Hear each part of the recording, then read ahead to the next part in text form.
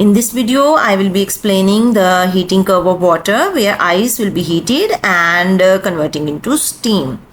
On the graph, we have on y-axis, we have temperature and moving from A to B, we see the temperature of the substance, which is ice, is rising and kinetic energy is being increased. At B, the particles have maximum kinetic energy and now it is enough to break the attractive forces between the solid particles. As you know that in solid, the kinetic energy is minimum, but the attractive forces are very strong.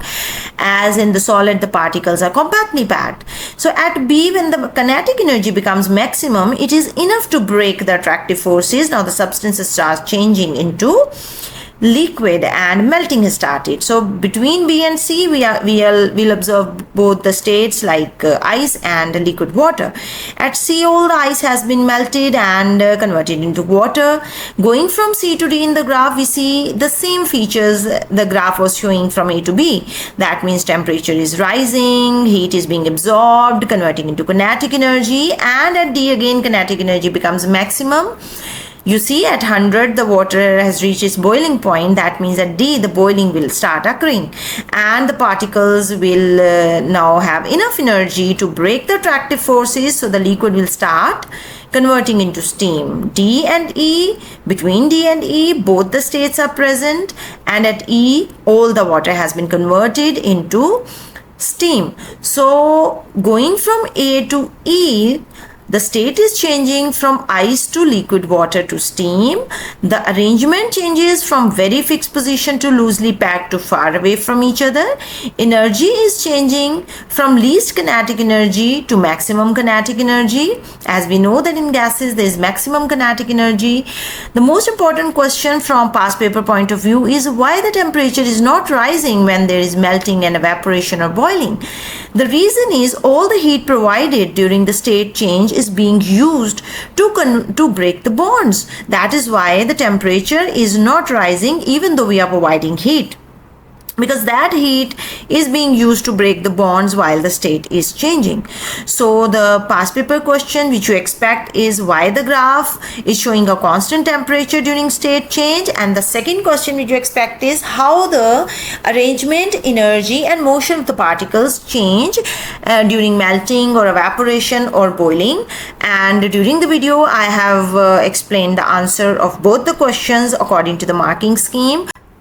Okay, the next part of the video is going to explain the cooling curve. As you can see on the screen, we have a graph showing the cooling of gas to liquid to solid, and state is changing from P to Q to R, S, T, U and V.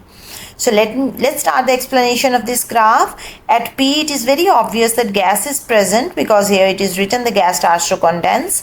From P to Q, when we move, we see the temperature is dropping. That means the substance is losing heat to the surrounding, and as it loses the heat, of course kinetic energy decreases, the particle slows down and come closer. So at Q, the substances start changing into liquid, and between Q and R we have two states present, which is gas and liquid, and that means that condensation is occurring. So whenever the graph goes flat horizontally, that means state is changing, because at that point the substance is not losing any heat to the environment, and rather than it is developing the forces of attraction.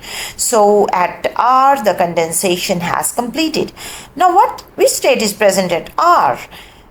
That's very clear. When condensation has completed, that means that at R we are expecting the liquid state. So R to S, the substance is again losing heat, kinetic energy drops down, particles which were now loosely packed are now started coming very close to each other. So as it is losing the kinetic energy, so what is happening? The particle slows down and start getting fixed at their position.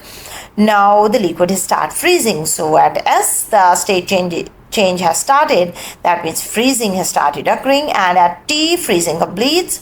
That means between S and T we are having two states which are liquid and solid, and from T to U the solid is now at its fixed position. It is losing more of its heat and now it is compactly packed. U to V, we are watching a flat graph. That means now substance has reached to its room temperature.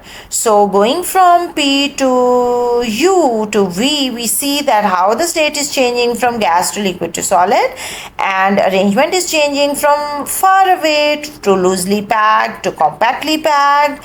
Motion is changing from random to closer to very much stronger and fixed position, and kinetic energy is changing from maximum to minimum, from gas to solid.